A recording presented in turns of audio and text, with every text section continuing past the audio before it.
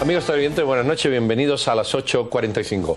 Hemos seleccionado, como es habitual, dos temas para ustedes. El primero, como no podía ser de otra forma, se refiere a la elección por el Congreso de la República del nuevo Contralor, o del Contralor para el nuevo periodo, el señor Carlos Mencos, que ya fue en una ocasión Contralor también en el país.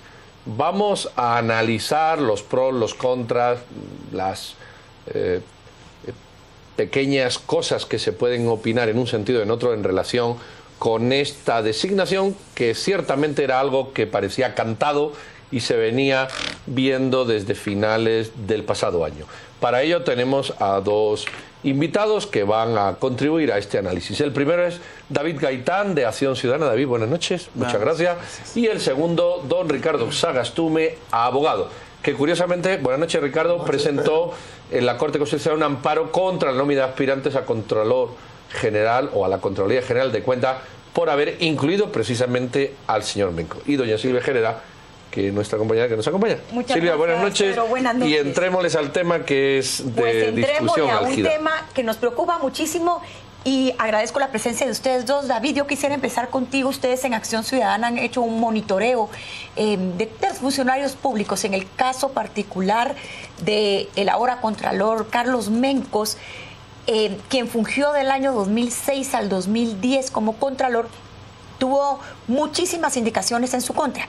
Una de las más importantes es un caso que se encuentra llevando el Ministerio Público por un desvío de 82.8 millones que se hizo en el Congreso a una institución bancaria con presuntamente la autorización del Contralor, quien es justamente quien tiene que cuidar que los fondos del Estado no sean ingresados en instituciones privadas bancarias si no existe una autorización. Allí se perdieron millones de los guatemaltecos. Inclusive el expresidente del Congreso fue condenado. Pareciera que este caso fue olvidado y el día de hoy, con bombos y platillos, reciben de nuevo a este Contralor. ¿Qué opinión le merece? Y hagamos un recorrido al pasado de Mencos, por favor.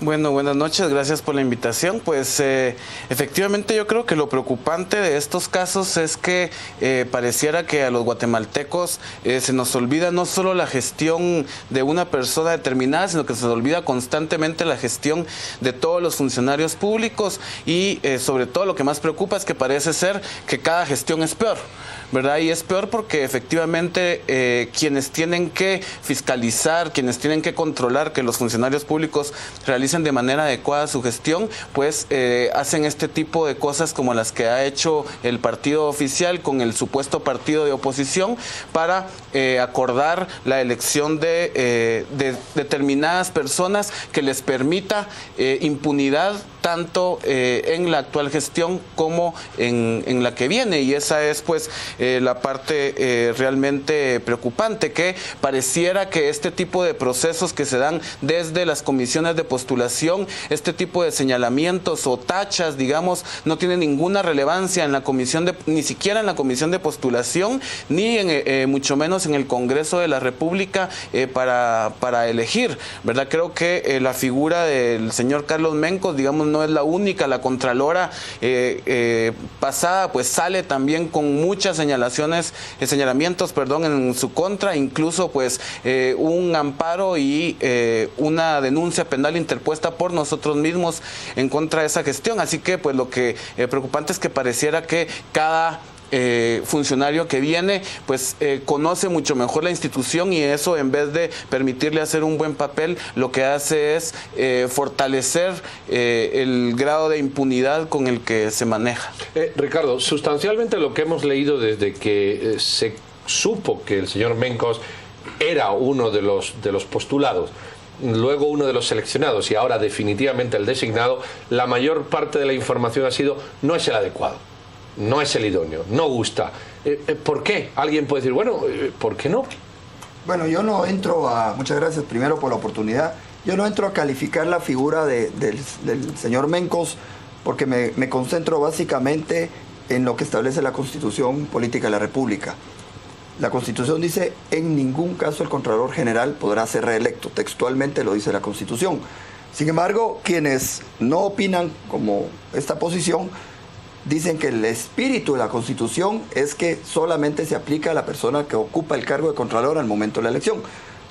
La Constitución no dice eso, pero ese es el espíritu que dicen interpretar, incluida la misma Corte de Constitucionalidad. Yo solo quiero tocar que la Constitución, al hablar de reelección, toca 3 tipos de ejemplos. El primero dice, no prohíbe la reelección y tampoco se expresa a favor de ella en casos fiscal general, procurador general de la Nación, procurador de los derechos humanos y los magistrados de la Corte de Constitucionalidad. Y ya hemos visto que en algunos casos, en ese ejemplo, la Constitución, que ni la prohíbe ni se manifiesta a favor, simplemente ha habido reelección en el caso de los magistrados reiteradas veces. O intento de reelección, pero ha habido. De hecho, se han reelecto.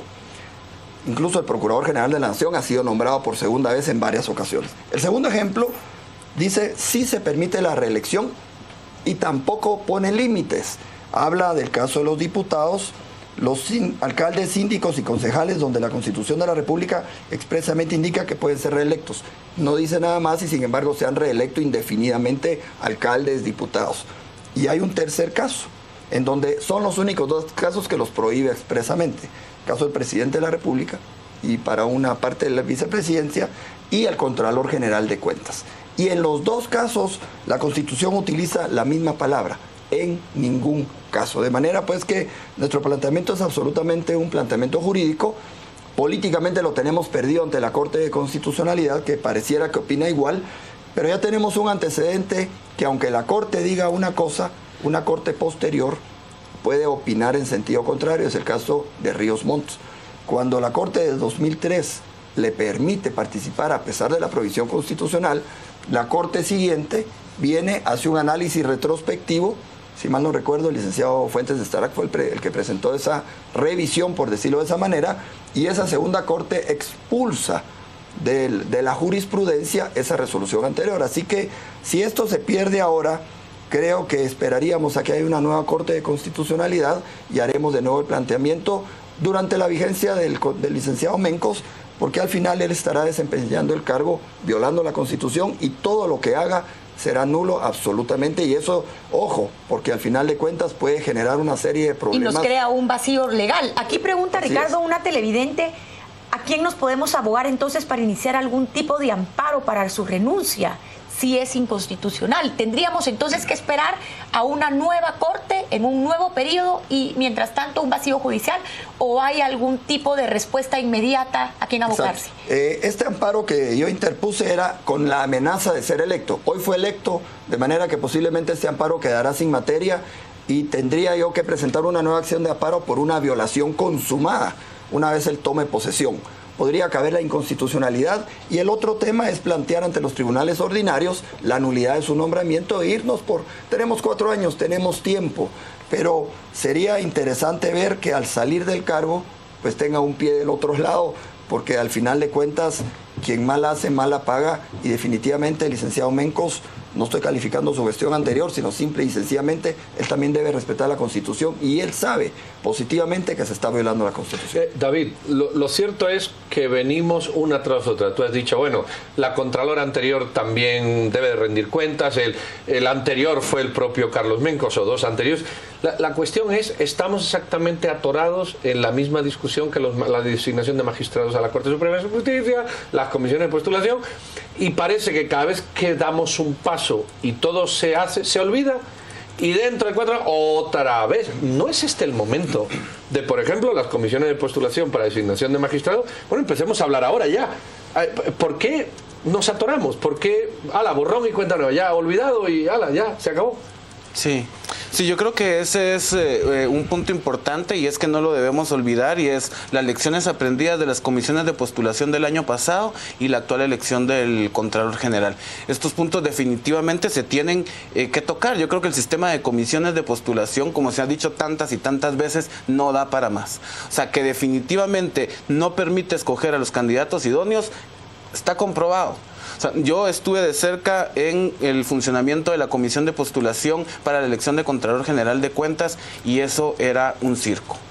O sea, las personas que intentaban de alguna manera encaminar el camino de la comisión de postulación se vieron absolutamente frustrados. El mismo presidente de la comisión, bastaba verle la cara el día que se eligió la nómina de los 6 para ver que la comisión había sido un fracaso. Y tampoco podemos olvidar los guatemaltecos la forma en que están actuando estos partidos políticos dentro del Congreso de la República, y creo que eso tiene que ser como una alerta para nosotros los guatemaltecos, y es que no podemos pensar que hay algo bueno detrás de este tipo de elecciones cuando esta alianza aplanadora dentro del Congreso únicamente ha funcionado no para promover iniciativas que sean de beneficio, de apoyo para la sociedad guatemalteca, sino cuando detrás de eso se esconden negocios oscuros, negociaciones ocultas. Es ahí cuando el Partido Patriota y el Partido Líder han negociado. Entonces creo que ese es otro punto que tampoco los guatemaltecos debemos de perder de vista, y es la gestión legislativa de este Congreso de la República. Yo quisiera que hiciéramos un análisis sobre lo que usted acaba de mencionar. Se habla de esta alianza que hubo entre el Partido Patriota y el Partido Líder. Ya lo habían hecho anteriormente con el presupuesto y últimamente ha sido el costumbro. Una alianza perversa. ¿Con qué finalidad? Con la finalidad de que este Contralor encubra al gobierno saliente, y en el caso que Líder, encabezado por Manuel Valdizón, llegara a poder tener pactado. ¿Por qué surge repentinamente? Porque recordemos que el día de hoy iban a interpelar al ministro de Energía y Minas, se suspende la interpelación y en menos de 2 minutos estaban 80 diputados listos y prestos a votar por Mencos. ¿Qué está pasando? Hagamos un análisis de esto, Ricardo. Bueno, yo lo que creo primero es que, además de perverso, es una vergüenza lo que ocurrió en el Congreso hoy.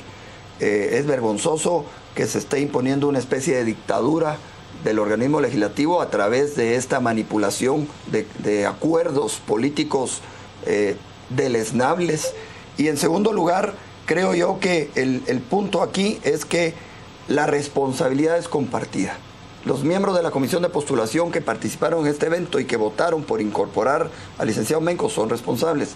Van a ser responsables los 112 diputados, y será responsable los magistrados de la Corte de Constitucionalidad que validen con una resolución en ese sentido, porque el peligro aquí, además de que el licenciado Mencos vuelva al puesto y que pudiera venir a tapar los hoyos que quedaron pendientes en su gestión anterior, es el concepto de reelección que la Corte maneje. Recuerden ustedes que Álvaro Arzú intentó en el año 2011 una supuesta reelección e inició una campaña reeleccionaria diciendo que reelección es ser este mismo concepto que sostiene la Corte de Constitucionalidad. Solo se aplica al que está ocupando el cargo. Pero como él ya había ocupado el cargo anteriormente, dijo, es una nueva elección. El peligro que la Corte de Constitucionalidad sostenga este criterio es que entonces puede pasar cualquier cosa en el futuro, que los expresidentes pretendan mediante una resolución torcida. Si la Corte ya prolongó el funcionamiento de la Corte Suprema de Justicia, puede hacer cualquier cosa en el futuro, y esa es mi insistencia en sostener este concepto. El peligro de una interpretación sui generis, peligrosa para la estabilidad política del país.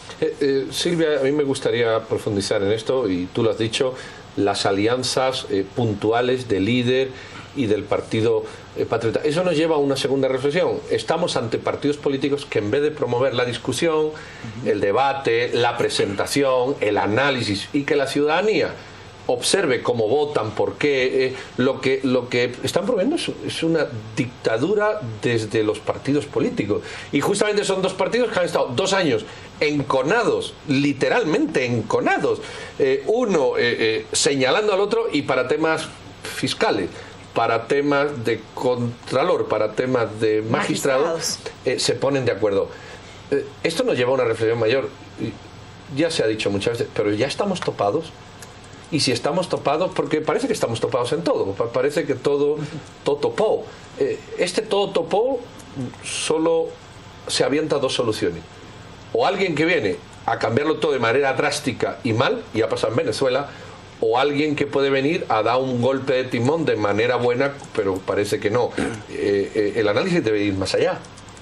Sí, bueno, creo que efectivamente lo que sucede en Guatemala es que los partidos políticos no existen, ¿no? O sea, lo que funcionan son estas máquinas electorales que hacen que unas personas que van de un partido a otro utilicen cierto color para seguir abanderando negocios. No, eso creo que eso es lo que se ha convertido en realidad el Congreso de la República.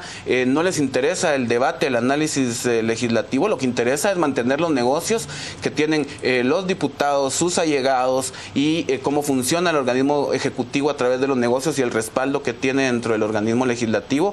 Y esta alianza perversa que estamos hablando se manifiesta en intentar cooptar los poderes del Estado y cualquier otra institución que pueda de alguna manera sancionar, fiscalizar o dirimir cualquier delito que se haya podido cometer durante esta gestión y en la próxima. Y en realidad pues el futuro se ve desalentador, porque si este es el partido político de la oposición, si esta, digamos, es quien encabeza las encuestas para generarse como futuro gobierno, pues seguramente pasará lo mismo, ¿no? Porque, y lo decíamos con el licenciado de afuera, pareciera ser que cada gobierno que viene es peor. Bueno, nos han quedado algunos temas, como por ejemplo si la causa pendiente en el Ministerio Público pudiera en algún momento no sé, hacer explotar la olla. Hay que presentarla, hay que continuar. Yo creo que el efecto del ejercicio ciudadano debe implicar y obligarnos a hacer ese tema. La reforma política es fundamental, pero en manos de los mismos diputados no va a caminar. Y yo quiero también agregar, Pedro, antes que vayamos a cortes, es importante darnos cuenta. En el momento en que se estaba eligiendo al Contralor, el Contralor ya estaba en el Congreso, lo vieron los periodistas ahí.